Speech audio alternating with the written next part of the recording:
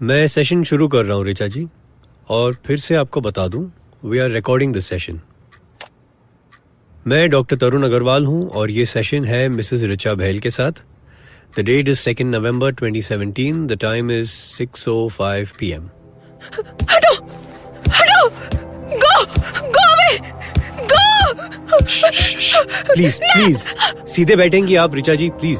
Sorry, लेकिन वो कीड़े मुझे काट रहे हैं। उन पर ध्यान मत दीजिए, मेरी आंखों में देखिए और कहीं नहीं। आप बहुत थकी हुई हैं, कई दिनों से सोई नहीं हैं आप सोना चाहती हैं। आपको आराम की सख्त जरूरत है। आप चैन की नींद सोना चाहती हैं और नींद आपके बिल्कुल सामने है, एक स्विमिंग पूल के शांत ठंडे पानी की तरह। बस एक एक करके कदम उतारिए नीचे, संभाल कर, धीरे धीरे। अब आपके पैर नींद में डूब चुके हैं। अब धीरे धीरे बदन को नींद के शांत पानी में उतरने दीजिए। कंधों तक नींद में डूब चुकी हैं आप। सारे बदन की थकान उतर चुकी है। कैसा लग रहा है? बेहतर, बहुत अच्छा। अब बस दिमाग को भी शांत कर लीजिए, सो जाइए और नींद की इस शांत शीतल सुंदर दुनिया में मिलिए अपने फ्रेंड से जो आपकी हेल्प करने आया है। इसी फ्रेंड को ढूंढ रही थी ना आप? क्या बताना चाहेंगे इस फ्रेंड को? हाय। हेलो। रिलैक्स, परेशान होने की अब कोई जरूरत नहीं है। यहां तुम बिल्कुल सेफ हो। थैंक्स। पर वो जो मेरा पीछा कर रहा था वो यहां नहीं आ सकता। यहां सिर्फ तुम हो और मैं। ओके। तो बताओ, उस रात क्या किया तुमने? मैंने उसे कई बार मारा था। 4 बार तो सर पे मारा था उसे, वो भी काफी बड़े पत्थर से। और वहीं जंगल में दफनाया था, है ना? हाँ। गड्ढा तुमने खुद खोदा था? हाँ, काफी देर लगी गड्ढा खोदने में। सुबह हो गई थी। वहां जमीन में बहुत कीड़े थे। पहले से? हाँ। क्या वही कीड़े तुम्हें अब भी काटते रहते हैं? हाँ, वो मेरा पीछा करते रहते हैं, हर जगह पहुंच जाते हैं। मुझसे नाराज हैं, मैंने उनका घर खराब किया। ओह, अच्छा। तो फिर गड्ढा खोदकर तुमने उस लाश को वहां दफन किया? यस, और मैं घर चली आई। लेकिन जैसे ही मैंने अपने घर का दरवाजा खोला तो वो पहले से ही अंदर थे, मेरे इंतजार में, और उन्होंने मुझ पर अटैक कर दिया। किसने? कौन थे तुम्हारे घर में? वो कीड़े। उन्होंने मुझे अंदर घसीट लिया और वे मुझे काटने लगे। तो क्या किया तुमने? मैं किसी तरह खुद को घसीटती हुई किचन में पहुंची और मैंने वहां रखे केरोसिन के डब्बे को उठाया और खुद पर सारा केरोसिन डाल दिया। तुम्हें याद है तुमने किसको मारकर दफनाया था? हाँ, अपने हस्बैंड रवि को। I hated him. शादी की रात से रवि ने सिर्फ मुझे मारा था, कभी प्यार नहीं किया। I hated him. कब मारा था रवि को तुमने? तारीख याद है? 1 सितंबर 1979। ओके, वेक अप ऋचा जी। हाँ, तो मैं जाऊं? बाहर कीड़े तो नहीं है ना डॉक्टर? नहीं, मैंने कहा ना, अब कोई कीड़े बचे ही नहीं हैं। Okay. Doctor, how is it possible? मुझे तो कुछ समझ में नहीं आ रहा। I am born in 79। क्या बकवास कर रही है ऋचा? वो मुझे 79 में ही मार चुकी है। Ravi, please be patient. उसके साथ रहते हुए पेशेंट रहकर बताए कोई तो मैं जानूं। अच्छा, इफ यू डोंट माइंड, मैं थोड़ी देर के लिए एसी ऑफ कर लूं? अचानक बहुत ठंड लग रही है मुझे, कुछ ज्यादा ही ठंडा हो रहा है कमरा, नहीं? मुझे तो रहना ही ठंडा है। Do I have a choice? Well doc, आप अब ऋचा के केस को अच्छी तरह से जानते हैं। आप 4-5 सेशंस कर चुके हैं उसके साथ और आज 6ठा सेशन था। So you know the whole story. I hope आप कुछ करेंगे, और जब आपको सच का पता चल जाएगा तो प्लीज आप वही करिएगा जो सही है। ऋचा के चक्कर में मत आना, आप जानते नहीं ऋचा क्या है। I'll take your leave. Thanks. क्या मतलब था रवि का? मैं नहीं जानता था ऋचा क्या है। उसके जाने के बाद मैं ऋचा की केस फाइल लिए पढ़ने लगा। ये बहुत ही स्ट्रेंज केस था। वाकई ऋचा क्या है मैं समझ नहीं पा रहा था। कभी लगता था ये रीइंकार्नेशन या पुनर्जन्म का केस तो नहीं, तो कभी लगता था क्या ऋचा ने किसी और का खून होते हुए देखा था बचपन में, लेकिन उसकी अपनी फैमिली हिस्ट्री तो क्लियर थी। एक बार लगा कि शायद ऋचा फ्यूचर की एक झलक देख रही है, मतलब वो अपने पति को मारने वाली है। लेकिन फिर वो इतने यकीन से डेट कैसे बताती है, 1 सितंबर 1979। यही सब सोचता बैठा था जब डोर पे एक नॉक हुई और मेरी सेक्रेटरी अंदर आई। कुछ साइन करवाना चाहती थी मुझसे, लेकिन वो मुझे देखकर रुक गई और इधर उधर ऊपर देखने लगी। क्या हुआ संजना? सर, आपने एसी क्यों नहीं चलाया हुआ है? पसीने पसीने हो रहे हैं आप। एसी काम नहीं कर रहा है क्या? और मैंने नोटिस किया कि वाकई मैं तो पसीने में भीग रहा था, लेकिन रवि को गए तो कुछ 15-20 मिनट ही हुए थे और तभी मैंने एसी ऑफ किया था।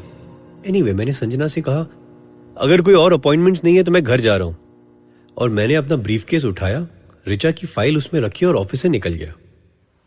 गाड़ी में बैठकर मैं ऋचा के बारे में ही सोचता जा रहा था। सड़क पर मेरा ध्यान इतना ही था कि मैं रेड लाइट्स पर रुक रहा था और गाड़ी सीधी चला रहा था। लेकिन अचानक मैंने देखा कि मैं किसी सुनसान इलाके में पहुंच गया था। सड़क बिल्कुल खाली थी। मैं कहां था कुछ पहचान में नहीं आ रहा था, और फिर मेरी कार भी स्टॉल होने लगी। झटके खा के इंजन ऑफ हो गया। It was damn strange. मैंने कार स्टार्ट करने की कोशिश की, लेकिन कार तो जैसे जवाब दे गई थी। मैं उतरा और मैंने अपनी चारों ओर देखा। Where was I? अगल बगल में बस पेड़ ही पेड़ थे। मैं कुछ कदम आगे चला टू चेक द प्लेस, और तब मेरी नजर पड़ी एक बड़े से गेट पर। गेट के ऊपर एक बोर्ड लगा हुआ था, सितंबर गार्डन। यानी मैं सिटी लिमिट्स के बाहर था। यह बहुत पुराना गार्डन था, ब्रिटिशर्स के टाइम का, और अब तो उसका नाम भी चेंज होकर गांधी पार्क हो गया था। लेकिन फॉर सम रीजन इस नाम का बोर्ड गेट के साइड में लगा हुआ था। मैं मुड़कर वापस अपनी कार की तरफ जाना चाहता था, लेकिन मेरे कदम आगे गार्डन की ओर बढ़ते चले गए और मैं अंदर घुसा गेट के और बस चलता गया। मैं पहले कभी यहां आया नहीं था। काफी बड़ा गार्डन था, बहुत सारे पेड़ थे, सबके सब यूकलिप्टस के, और हर एक पेड़ पर एक नंबर पेंटेड था। मेरे लेफ्ट में 1 से शुरू होकर 2, 3, 4, 5 ऐसे करके एक स्ट्रेट लाइन में पेड़ ही पेड़ थे, और मैं उन्हें गिनते हुए आगे चला जा रहा था। और सडनली 19 नंबर का पेड़ दिखा मुझे और मैं वहां रुक गया। मेरे दिमाग में कुछ और ही कैलकुलेशन चल रहा था, और मैं मुड़ा तो मेरे राइट साइड पे मैंने देखा, राइट साइड में भी पेड़ ही पेड़ थे, और जो पेड़ मेरे सामने था उस पर 79 नंबर पेंटेड था। What the hell was this? 1979 September garden. मैं इधर उधर देखने लगा और पास ही में मैंने एक बड़ा सा पत्थर देखा, तो मैंने उसे उठा लिया और मैं इन दोनों पेड़ के बीच खोदने लगा। मेरे कपड़े गंदे हो रहे थे, मेरे हाथों में मिट्टी लग रही थी, लेकिन मुझ पर जैसे कोई धुन सवार थी, और मैं खोदता रहा पत्थर से। फिर जब नीचे की लूज मिट्टी तक पहुंचा तो हाथों से निकाल कर परे फेंकने लगा। जब मेरे हाथों ने कुछ सॉलिड सा छुआ और थोड़ी और मिट्टी हटाते ही मेरे सामने एक स्केलेटन मिट्टी में से झांक रहा था। मैं घबरा गया, पीछे को हुआ और तभी मैंने एक नॉक सुनी और मुड़कर देखा तो मेरी सेक्रेटरी खड़ी थी, संजना। क्या हुआ सर? आपकी चीख सुनी तो मैं एकदम। हाँ, मैंने अपने अगल बगल देखा तो मैं अपने ऑफिस में ही था। सर, आप तो बिल्कुल पसीने पसीने हो रहे हैं। ये क्या हो रहा था?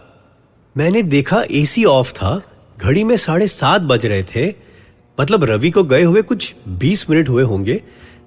तो क्या मैंने एक बुरा सपना देखा? और तभी संजना ने कहा, सर आपके हाथ गंदे कैसे हो रहे हैं सर, देखिए। और मैंने देखा मेरे नाखूनों में मिट्टी लगी हुई थी। No, what the hell, how can this be? ये कोई अनहोनी तो नहीं हो सकती। My mind was playing games with me. मुझे तो चेक करना ही था, तो मैं फौरन उसी वक्त सेप्टेम्बर गार्डन पहुंचा और अंदर जाकर उन्हीं दो पेड़ नंबर्स 19 और 79 के बीच खड़ा हुआ। ग्राउंड नॉर्मल था, किसी ने वहां खोदा हुआ नहीं था। तो फिर मेरे हाथों में मिट्टी कैसे थी? और अब तो इससे बड़ा सवाल यह था कि क्या वाकई यहां जमीन में कोई बॉडी दफन थी? I had to dig to find out, और कोई चॉइस ही नहीं था। मैं नीचे बैठा और मैंने मिट्टी खोदनी शुरू की, और तभी मेरे पीछे से आवाज आई। थैंक यू डॉक, मैं कितने दिनों से आपका इंतजार कर रहा था। तुम यहां क्या कर रहे हो रवि? मैं यहीं तो रह रहा हूं इतने सालों से। प्लीज जल्दी खोदिए डॉक्टर, सच्चाई आपसे बस कुछ ही हाथ नीचे है। What do you mean? कौन दफन है यहां? हाँ, किसे मारा है रिचा ने? टेल मी, बोलो। ओ, वेट, आई गेट इट। शायद तुमने किसी को मारकर यहां दफन किया है और अपनी वाइफ को टॉर्चर करके उससे यह विश्वास दिला दिया कि उसी ने किसी को मारा है ना? Is that right? Tell me the truth Ravi. You will have to dig it for yourself. और ये कहकर रवि मुड़ा और जाने लगा। मैंने उसे आवाज देकर रोकना चाहा, लेकिन मेरे सामने जो हो रहा था वो देखकर मैं बस स्टन रह गया था। मेरे गले से आवाज ही नहीं निकली। जाते जाते हर कदम के साथ रवि जैसे हवा में गुम होता जा रहा था। He was just evaporating into thin air. Oh, hi doctor. मैं अभी आप ही को याद कर रही थी। यू नो, मुझे वो कीड़े नहीं काटते। कोई कीड़ा इनफैक्ट दिखाई ही नहीं देता। लेकिन रिचा, मैं तुमसे एक बात करना चाहता हूँ। लेकिन डॉक्टर, अब मुझे एक बड़ी उड़ती हुई बर्ड बहुत परेशान करने लगी है। जब भी मैं किसी विंडो या बालकनी की तरफ देखती हूँ तो मुझे वो बर्ड उड़ती हुई नजर आती है। रवि ने मुझसे कहा था कि सच जानने पर मैं वही करूं जो सही हो। मुझे पुलिस के पास जाना चाहिए था या नहीं आना चाहिए था। पर वो बर्ड डॉक्टर ऊपर को नहीं उड़ती। ऐसा लगता है जैसे वो मेरे हाथों से उड़कर नीचे की ओर डाइव कर रही है, हवा में। क्यों डॉक्टर? अब बैठ जाओ रिचा, तुम हाइपर हो रही हो, थक जाओगी। सिट डाउन और मेरी आंखों में देखो। You need to rest, calm down, तुम्हें कुछ नहीं होगा।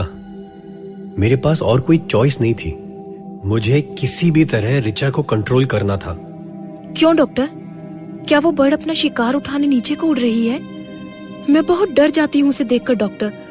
मैं सोचती हूँ कि आगे बढ़कर नीचे झांक कर देखूं वो बर्ड कहाँ गई, लेकिन मेरी हिम्मत ही नहीं होती आगे बढ़ने की। जब भी उसे देखती हूँ तो डर के फ्रीज हो जाती हूँ जैसे। अपनी आंखें बंद करो रिचा, कुछ मत बोलो, सिर्फ मेरी आवाज सुनो और जैसा मैं कह रहा हूँ वैसा ही करती रहो। हाँ, सुन रही हो ना मुझे? मेरी आवाज तुम्हारे कान तक पहुंच रही है ना रिचा? रिचा, तो बताओ, कितने साल पहले मारा था तुमने रवि को? मैंने बताया ना डॉक्टर, 1 सितंबर 1979। तुम मुझे सच बताओ रिचा, मैं तो तुम्हारा दोस्त हूँ ना? डॉक्टर, वो बर्ड मुझे फिर दिखाई दे रही है। वो नीचे उड़ने लगी है। मैं देखना चाहती हूँ डॉक्टर, मैं जानना चाहती हूँ वो कहाँ जा रही है, क्या करने जा रही है। डॉक्टर मुझे देखना है डॉक्टर, मुझे देखना है। मैं देखना चाहती हूँ डॉक्टर।